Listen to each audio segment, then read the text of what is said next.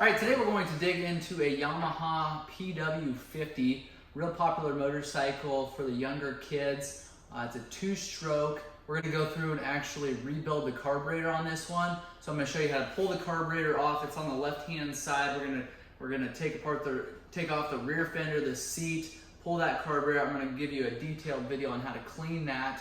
That way this motorcycle will start better, it'll idle better, and I'm gonna show you a couple tricks to get your bike to run a little bit faster and a little bit better consistently. So stick with us. We're gonna go ahead now. I'm gonna pull this rear fender seat off, then pull the carburetor, and I'm gonna put the carburetor on the bench. That way you can see a little more details of the carburetor itself.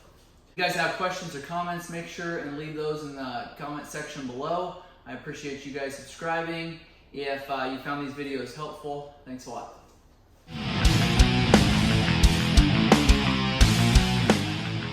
All right, first thing we're going to do is pull this rear seat and fender off here, and that just takes a 10mm. You can use a socket or a wrench to get in there.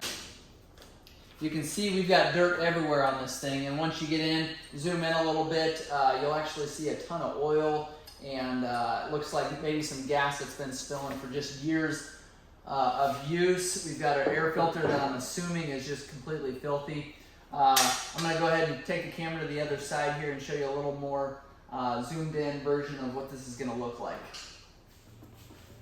All right, on this one here, you can see we've got just dirt and debris everywhere. What I'm going to do is take and blow this out with carbon choke cleaner and then take compressed air and blow it out. What you don't want to do is let this dirt and debris drop down into your intake boot here that goes down into your cylinder, because that is what sends the air and the fuel into your cylinder to run your motorcycle. So obviously you don't want that kind of debris down in your crankcase or in your cylinder.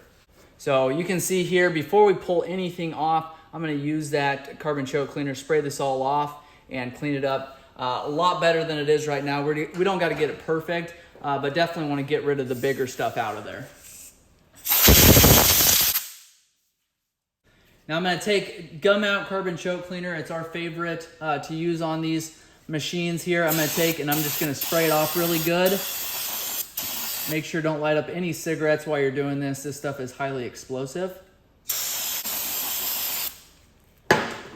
Now you can see, well, you might not be able to see here, but I've put a rag underneath it there. A lot of that will evaporate, which is helpful, but there's some of it's just going to drip down when you spray as much as we did. Also, make sure you're wearing eye protection here, because when you spray this compressed air into where you've sprayed this carbon choke cleaner, could potentially get back into your eyes and damage your eyes. All right, now that we have that area all cleaned off, what we're going to do is remove your air box, which is here. This is just going to be a clamp that you take and use your fingers here, unclamp that, and then pull that air box off. If it's anything like ours, it's going to be stuck on there a little bit because it's been sitting so long. There's also going to be, I believe, a Phillips screw underneath here that we're going to grab, and then maybe on the other side too, but for sure that one. So what you can't see here is I've got a screwdriver about 18 inches long that I'm going to come in from the back side here, back by the shock, and remove that screw. And the reason why you want it long is otherwise you're in here. If you've got any sort of strength on that screw, it's going to be a little bit challenging to remove. So let me see if there's two. It looks like the other one's just held in there by a little post, so not going to be an issue there. I'm going to take a pry bar here because that boot is stuck. What you don't want to do is break that nipple off. That's coming from your fuel shutoff. So just be sure you don't pry on that. So we'll take and just work that off of there. What you don't want to do is break that boot, and we just pulled it actually out from the air box, which is okay. We'll try to actually install that boot back onto here before we install it on the carburetor. But it is, as you can see, a little bit dried on there, which is not super uncommon for these older bikes. So we got it pulled off there. That's what it looks like, just a real short boot. To get that stuck back in there, we just take and kind of work it in. Obviously, we're going to clean this all up really, really well. It's very filthy. Now, we're about ready to pull that carburetor off, but a couple things we're going to do first. We've got your throttle cables coming in from the top. So I'm going to take my long screwdriver here, going to run that down into the screw on the top there and remove that. All right, we're gonna take and now pull this out. Now, we've got our choke assembly here. So that's your plunger, that's your cable running down in there. Sometimes those stick, so just be careful you don't break that, because what you don't wanna do is leave your plunger down in there. It's a bit of a challenge to get to, but I'll show you how to do that if it does get stuck down in there when we have this carburetor pulled completely off. Here's your slide, and then we've got your needle there. You've got your throttle cable that you're not gonna be able to see very well. It runs down right into the middle of this spring here. Now, we don't typically have to do much with this. Sometimes you do need to spray that with carbon choke cleaner. There's also a gasket up top. You wanna make sure that that's in good condition. If it's ripped at all, go ahead and replace that before going back together. Now we're gonna take this boot here, this clamp here. We've got a Phillips screwdriver that we're gonna use on this. We're gonna loosen this up. You don't have to remove this completely, and it is a nut on the back side, so you might have to hold that. Typically, they're not very tight. It is a small bolt running through here, so not a lot of pressure is needed there, but you probably will have to hold that. If you can't hold it with your finger, it is an 8mm on the back side there. Now your carburetor is ready to pull off the back side. We've got a couple more lines that are hooked up that we're gonna remove before we get too far here. So fuel coming in from your fuel tank. So we've got your fuel tank, it's gonna run down, goes to your fuel shutoff here. Off is in the horizontal position there, on's gonna be in the vertical position. So we're off right now, and I'm gonna take and pull that fuel line off there. Now, one thing to make sure of, it's probably gonna have a little bit of fuel in that line, especially if you just shut it off right before you did this. So just watch that as you pull this, this line off of here. Sometimes what you gotta do is grab a flat screwdriver, get it underneath of there, and pull it off. Normally it doesn't take much, and what you don't wanna do is rip that fuel line unless you're gonna replace it. And you also don't want to scratch up your nipple here that's on the carburetor because that's gonna cause some issues down the road. So I'm not totally sure that this fuel valve is working. We'll see if that shuts off. Okay, forget everything I just said right there. Fuel shut off is in the vertical position. Fuel on is in the horizontal. That's not normal, just so you know. But it might be normal on the PWs. So we're gonna set that aside there. I'm gonna turn it this way. Try not to break it anywhere because I would like to reuse that line. Then we've got your oil line coming in here. And same thing there. This is a real small line. You wanna make sure you don't crack it when you're pulling it off of there. Sometimes that carbon choke cleaner that I had you spray on initially will actually cause these lines to crack. So you wanna be careful of that because it does dry it out. Now, our nipple came out with it, which is fine. This has actually got a good enough seal to where we can push this in and we'll be all right. We just wanna be real careful with that. All right, now we've got that oil line off of there. Now we're ready to pull that carburetor off. And we can just kind of work it off of there. Be really careful not to dump any of that dirt and debris down into the intake, like I said earlier. So you can see there, still have a lot of filth on that carburetor. Just be really sure that you're careful with where that dirt ends up. Make sure it doesn't end up in this inlet there. So now I'm gonna take this carburetor to the bench and we're gonna go through it in detail. All right, we've got the carburetor off and on the bench now. What I did before I moved it over to this bench was clean some of the dirt off of the outside just so our counter wasn't a complete mess, so I can give you a little more detail on cleaning this carburetor. On the bottom here, we've got our overflow tube. Now, typically, this actually runs down to the bottom side of the motorcycle, so it's gonna sit up and it's gonna go down there. That way, if you've got fuel dumping into your carburetor, rather than it dumping into the intake, going into the motor, it's gonna dump out this bottom nipple here, and I'll show you that once I pull this bottom bowl off, how that system works. But you can just take and pull that off and set that aside. Those typically don't need to be any certain kind of material because they are just a vent tube. Typically, you're not gonna have fuel flowing through there, or at least you shouldn't after you do your carb clean. So on the bottom side here, you've got 4 Phillips screws. We're gonna remove those. All right, once you've got those all loosened up, you can take and remove this bowl here is what you call this. Now, sometimes these stick, and what I do then is I just take and very gently tap on it. There's a little gasket in there that a lot of times will stick. Not a big deal, but you can see there, that's where the gasket is, that's what sticks. So that's our bowl there. You can see we've got a little bit of debris down on the bottom end, and that's typically where you run into issues, is if you got stuff in there. What happens is when that fuel dumps into the carburetor, so you've got fuel dumping in here, it runs down this orifice here, comes out of our needle seat there. Your float is gonna be down like that. That bowl is gonna fill up with fuel. It's gonna raise that float. It's gonna shut that fuel coming from the tank off. Now, a couple different things that can happen here, and this may be why you're tearing your carburetor apart. First thing being, sometimes this debris that comes from the fuel tank is actually gonna stick in between your needle valve and your seat there. It's gonna cause your float to stick open. What happens then is your bowl fills up with fuel and it continues to run. Fuel starts coming out this nipple here that's on the bottom of your motorcycle. So if you've got fuel that's sitting in your garage or in your shop underneath of your motorcycle after you're riding, you're not even doing anything with it, that's a lot of times the issue. That float is stuck open. The other thing that can happen is that needle valve wears out, and I'll show you that once we pull that needle valve out.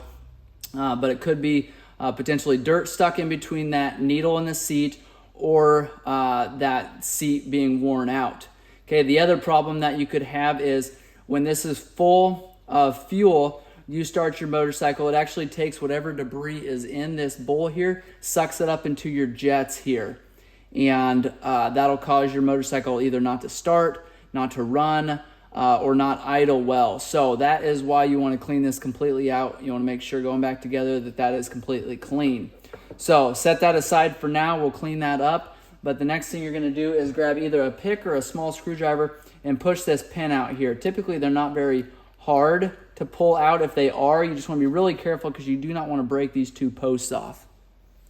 So get it out there as far as you can. Sometimes they'll just almost fall out of there. Sometimes it will take a pick. So I'm going to take a pick here. I'm going to push this out. And now you're able to grab it with your fingers. What you don't want to do is grab a hammer and a pick like this and just start pounding on it. Like I said, that'll break those posts off. You may as well throw your carburetor away. So you've got the pin there. You got your 4 bowl screws there. Here is your float. Then here is your needle. You can see there it's a little rubber tip on the end of it, and that's what shuts that fuel off. And going back together, I'll show you a little trick so you know that that float is good or not. Or excuse me, so that you know that your needle is good or not. So I'm going to set that aside for now. We're going to take carbon choke cleaner and clean that up. We're also going to use compressed air, clean all those parts up.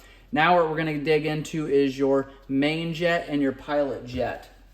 So main jet is here. Your pilot jet is clear down in here. And that's your pilot jet is what your motorcycle uses to start your motorcycle as well as idle.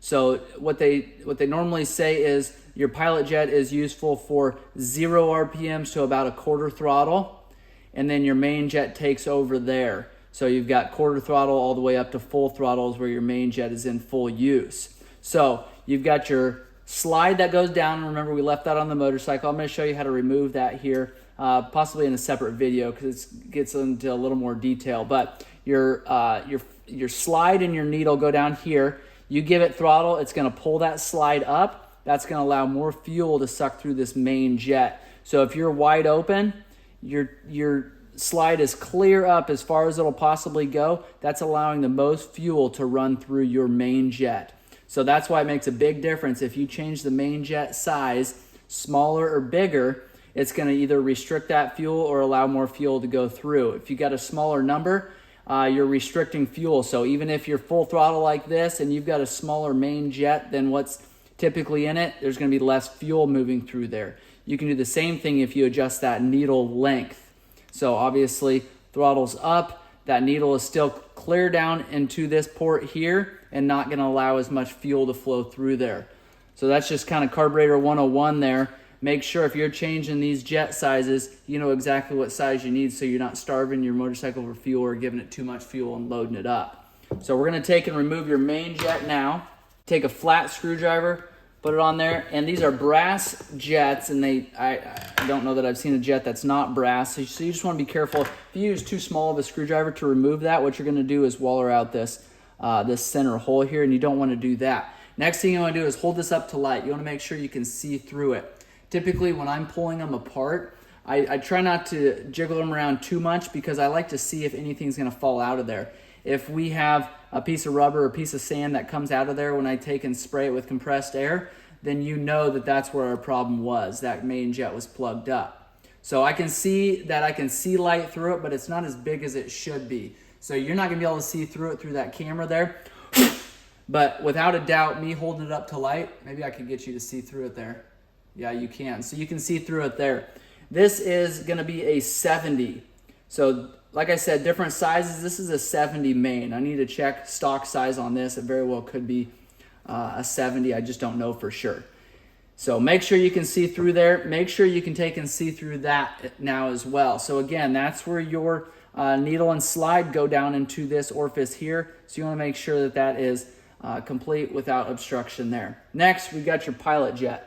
All right, so we've got the screwdriver here. We're going to pull that pilot screw out. So what you want to do, or that pilot jet, what you want to do is find a screwdriver that looks like this. This is a Hart brand. They work really, really well for getting down into small orifices like this. We also have a little bit smaller one if you need, if you're not able to get this in there. If it's got a lot of buildup in here, or dirt and debris, which typically if they've been sitting for years at a time, there'll be a lot of corrosion in the bowl and in the orifice here leading down to the jet. You just want to make sure that you're not taking and damaging this entire orifice here by using too big of a flat screwdriver. So this one fits perfectly in there at this point. It's not terribly dirty, as you can see from everything else, but put it down in there. You want to make sure that you catch what is going to be that pilot jet. So just don't start taking and screwing it out without for sure being in the slot that it needs to be in. So we felt that we're in a good spot there. There's a little bit of resistance. Now we can just take and remove that. That's how small that pilot jet is. So very, very small. And if you use too big of a screwdriver, or you're not able to get down there all the way, what you're going to do is take and round off the flat portion of that there. Then you are stuck with that pilot jet in there. You're not going to be able to pull that out. So it makes it very, very difficult. You'll see a lot of times those on eBay or somebody trying to part one of these out because they've rounded off this pilot jet, and there's nothing you can do at that point. You can try going in there with a tap or something to remove it, but the problem is that orifice is so small and so deep, it's hard to get down in there. So just like the main jet, you're going to be able to see completely through that. I don't know if you guys will from your angle, but you will be able to see completely through there. If you can't, you want to make sure you take compressed air, carbon choke cleaner, make sure you clean that out really well, get it all clean. One other thing that you want to keep in mind, this gasket here looks really, really good. I'd suggest ordering a gasket kit. Typically those come with a pilot jet, a main jet, your needle for your float there. So you want to make sure that if you've got a jet kit or a rebuild kit, that you replace those parts. A lot of times you'll find knockoff ones for pretty inexpensive. I want you to be really careful. Those knockoff ones, they kind of have a one-size-fits-all idea, and that is not what you want to be putting on your motorcycle. So make sure they've got the right size jets on there. Make sure those orifices are drilled out to the right size. Also make sure your needle jet is identical to this one, because you don't want to just put something in there that's going to give you the wrong fuel mixture. A couple more things about this carburetor here while I have this apart. So this is your idle adjust. And you can actually take, while this is on the motorcycle, and you can adjust your idle. You screw it clockwise, and that's going to raise your idle up. What that's doing is taking your slide and actually pushing it up a little bit. So it's going to allow more fuel, more airflow through there, and you should see your RPMs go up. The other piece that you have here is your air-fuel mixture. Okay, one thing to note on this, if you're going to turn this at all, you want to make sure you do it in very, very small increments. So this is determined by how many screws in or out this screw is. So for instance, this one here, I'm going to count them going in. 1/2, 1.5, 2.5, 3. So this was 3 turns out. So now going back out, we're going to take and we're going to do 1/2, 1.5, 2.5, 3. 3 is typically about as far out as you'll ever go. I'm going to look in the manual and see exactly what setting that should be. and that can be adjusted after you've got this carburetor on there. But a lot of times what people do is if their bike isn't running right, they'll just go and start screwing these in or out, and that's not typically what you want to do. Get your motorcycle to operating temperature and then start messing with your idle adjust. For your air fuel screw mixture there, you want to make sure that you have it set to the proper settings, because a lot of times that won't determine your idle, but you could be running your bike super lean by screwing that too far in or too far out. So you just want to make sure that you've got those adjusted properly according to your manual, which is according to what performance parts you have on your motorcycle, exhaust, different air filter, intake system, stuff like that. So you want to be really careful if you just go start messing with those, that you get them to the correct setting. So we're going to go ahead and spray this all with carbon choke cleaner and compressed air. Make sure it's all cleaned up. We're going to run it through the ultrasonic cleaner, and we'll have this back in tip-top shape, and then I'm going to show you how to install it onto your motorcycle. All right, we're getting ready to put our carburetor back together here. Couple other things I wanted to point out before we went back together. This is a Mikuni carburetor. So if yours says anything else, it's probably a knockoff, and I would be careful putting one of those on there. The other thing, we've got a model number here. This one happens to say MPG100. Now, they're not all going to say that exact same number, but it should have a model number here or identification number here. Also says made in Japan. Okay, a couple other things here. So I showed you where that slide comes down in the needle, and you probably won't be able to see it there. It's probably a little bit dark, but right here, this larger port is where your choke plunger comes in, and that's got a plunger, a spring, and a cable that sits right down in there. So that runs all the way down to about in here. Now, this orifice here, this tube, that's where that sucks that fuel up, and that's how that choke works. So I just wanted to let you know that, because you do want to spray this area here, carbon choke cleaner. Make sure that that's all cleaned out before going back together. So this center port here is actually a threaded portion where that throttle cap sits on there. You screw it in with a Phillips screw, like I've showed you when we removed it, and I'll show you here in a little bit when we install it. So fuel coming in here, oil coming in this port here, your air fuel mixture here. This is your idle adjust here. This is your clamp. You should have an O-ring down in here, so make sure that that's there. Make sure that's in good condition. That's how you seal off. Otherwise, you're going to get dirt and debris down in there, which you definitely don't want. Okay, going back together now. Everything's clean. Everything's ready to go back together. First thing I'm going to do is take our pilot jet, drop it down into that hole there. Next thing I'm going to do is grab our main jet and screw that on. You want to make sure that you don't forget to tighten that pilot jet. A lot of times what I've seen is people do that, and they will end up, it'll run really, really good for a little bit, and then it will stop running altogether. And that's because they forgot to either tighten up the pilot jet, tighten up their main jet, and that might be why you came to YouTube to figure out how to do this, is because you can't figure out what's wrong. It might have been that these fell out or loosened up, causing it to not run as good. So you want to make sure those are snug. But again, these are brass going into an aluminum carburetor. They don't have to be like Hulk mode tight. So just make sure that you don't round these off, strip them out, cause some problems for the next guy. The other thing that you want to make sure of, just like taking it out, make sure you don't use too small of a screwdriver. Otherwise, you're just going to destroy the top of that jet there. Now that we have those in, they're snug, we're going to take and we're going to set that valve right down in that groove, and it should be able to sit there without any issues. Then we're going to carefully take and set that down in there. You can't get that upside down if you're using your head at all, because it's got a groove for that needle valve to sit in. So next thing you're going to do is run that pin back through. Again, if you've got to use a hammer to get that in, you're probably doing something wrong. So it should slide in either direction, and it should run in there pretty smooth. Next thing, assuming this is all clean, make sure the gasket's all scraped off there. Make sure the gasket gets replaced.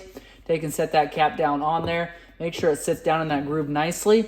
Then take your 4 Phillips screws, stick them in there, and then start threading those in. I like to get them just finger tight to begin with until I get them all down to where they need to be, and then tighten them down, because that is a paper gasket. It does crush down on there. Should seal it off okay, but that's why I like to do them just all 4 kind of at the same time.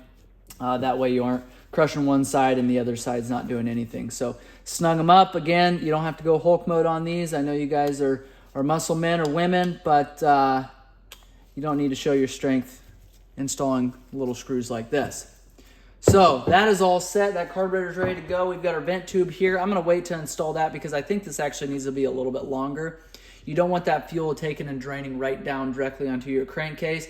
Could be a fire hazard. It's definitely going to, without a doubt, cause your motorcycle engine to be really dirty. So we're going to now go to the motorcycle and install this carburetor. All right, installing this carburetor now. I looked and I kind of pre-ran this, and you don't actually need any longer than this to get it back behind that crankcase. So I'm going to stick that vent tube on there, and then I'm going to, first things first, because it wasn't run the right way, I'm going to take and just set that down into place there. Now I'm going to take very carefully, put this on there, again, making sure your O-ring is back down in there. Make sure that hasn't been removed.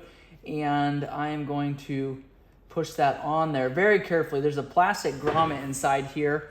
And I should have looked. I'm not sure if that's able to be removed and replaced or not. But what you don't want to do is get that on there a little bit tweaked and just start shoving, and again, grab your sledgehammer, because you're going to damage that plastic seal there.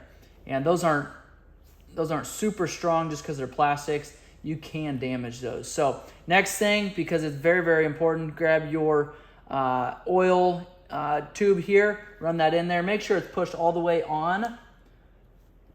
Make sure there's no cracks or anything in that line. Push that all the way on. Now, next thing we're gonna do is actually grab our throttle lines here, or our throttle line and our choke line. I'm gonna clean that up a little bit more than I had. I hate to do that now that the carburetor's on, so I'm gonna take a rag and put it over top of the carburetor, and I'm gonna take and clean that up really well. All right, spraying it down a little bit. Now I'm just gonna wipe this plunger down. There's a little bit of buildup on there. It wasn't bad. And then same thing with the slide there. Again, you wanna make sure that that gasket is in good condition. We can then take our rag off of there, and very carefully, so we don't knock any dirt and debris down inside the carburetor here. This will only go down completely one direction. So you can start it either direction, but it's really only gonna go down one way. The smaller, fatter groove, or the kind of the shorter, stubby groove, is actually where that idle adjust sits. So you can see there where that bolt there runs into, or that screw runs into that slide and lifts it up. So if you were to turn it this way, you actually would be running your idle screw into that groove there. It wouldn't work very well. The other thing, I wanted to show you how to remove this slide. That way you could remove this throttle cable if you needed to. But what I do is I take and actually run up, and I'm gonna set this rag over top my carburetor again so I don't knock anything down. I should have done this before I put the carburetor on there. Would have made more sense, but. So what you do to remove this is I actually take my fingers here and push this spring all the way up and kind of pinch it as we go. So now what it looks like is this, and hopefully you can see that there. Now what you want to do if you want to remove that throttle cable is just take and slide that down. So you see my gap there, and then you can see in there is the groove for your throttle cable. So to get it back on then, or to reinstall it, slide it all the way down, stick it in that groove there, and then get it into place there, and then let that spring go. You wanna make sure that spring falls all the way down into place, because that's what holds, there's a little clip on top of that slide that holds that needle in, but then the pressure of that spring pushing down on there is actually what keeps that needle from going up too far. So that's how that slide works and how you can remove that. Now the other thing is to remove that throttle cable then, after you get that pulled apart, just lift it up and out of there. Sometimes there's a little clip. I don't see a little clip on this one. I think it just pulls up out of there. So now we're gonna pull that. We're gonna take and make sure that slide's sliding down there properly. If you have to use like extreme force on it, you're probably not doing something right, or it's not aligned. So you can get it here. If it doesn't keep sliding down like it did there, you wanna take and maybe do like a quarter turn or a slight turn with that slide just to get that lined up properly. So now I'm gonna grab our Phillips screw here. I'm gonna set this on top. And then all I have handy is my very, very long Phillips screwdriver. So I'm gonna run that in, because I kind of want to hold it. I don't want things popping up out of there with all that spring-loaded jazz. So tighten her up. Make sure our carburetor is straight up and down. Again, with this long screwdriver, I'm gonna get in here, tighten this up. You're gonna have to reach in behind there and hold that nut. Again, if you can't, just an 8mm wrench is all you need. But typically, once you get it somewhat snug, that nut will stop turning on there. And then you can tighten that up. got our oil line. Now, last thing we need to do is our fuel line. Now I'm gonna warn you, be very, very careful, because I've seen a lot of times where people will take and shove this fuel line on there. What happens is this is dried out and could break off a chunk of that. Well, what that's gonna do is shove a chunk of rubber down into your fuel inlet there. And it's like I showed you earlier, that rubber chunk is gonna get lodged in between your needle and your seat, holding your float open, and then fuel is just gonna continue to drain out. So what I like to do if I'm reusing a fuel line, which I'm gonna do here, I don't recommend all the time, but I'm gonna make sure that there's no dried out ends on there. If there is, you could actually cut a little bit off, not much. So I'm gonna take the screwdriver that we used earlier. Okay, I just saw a little bit of something here. I just want to make sure that was cleaned up before we went back together. That's not gonna give us any fit. So take, and again, make sure that you don't just ram it on there, get anything pushed down in there. It just scares me when I reuse fuel line like this, because I've had that happen before. Had a lot of people comment on that same exact situation happening. They clean their carburetors and now they're dumping fuel all over the floor, and that could potentially be why. So take, and then we'll run that clamp down there, pinch it with your fingers, slide it down with a screwdriver. Now what you can do is turn your fuel on. If you've got fuel, if you've got your float stuck open or something, you'll start having fuel dump out underneath of your motorcycle. It's gonna go through your vent tube here and dump out. We don't. Sometimes it doesn't happen until you run it, because you get that float opened up completely. You get that needle jet opened up, or that main jet opened up. You start really getting stuff flowing down there, but I don't think we're gonna have any issues here. Now, you remember from the first part of this video when we removed this carburetor, this boot came off with it. There's a little groove here. Make sure that that's lined up with that tab on the back of that air box. We are replacing our air filter because that's important to do. So we're just gonna take and put this on here right now. And then I need to wait for that air filter to get here. I'm looking for my clamp. Clamp is gonna be on there. And I like to extend it, or you could take and set it back there and then push that into place. Make sure that that stays on your air box. You just kind of walk that into place there. You want to make sure that all sides of it are where it needs to be, not just the front side. Sometimes that happens where you feel like you're in place, but it's still off the back side, but it's on the front side. So just make sure it's all seated properly. And if you don't have it on, if you don't have the air filter already on, you can see, look down in to the actual panel there and see that that carburetor is in place. So that is where it needs to sit there. No fuel leaking. We're gonna wait for that air filter to get here before we fire it up. You could potentially start it up now, but I just wanna make sure we don't run any kind of dirt or debris into that carburetor since it's all clean. We're gonna go through and we're gonna do a complete service video on this machine, so make sure you check that out on our channel. We'll be doing the brakes, front and rear. I'll be going over some of the common problems with these machines, so make sure you subscribe to our channel. Make sure you hit that notification bell so you know when those videos come out. Thank you guys for watching. If you've got questions or comments, make sure and leave those below. I appreciate all your feedback.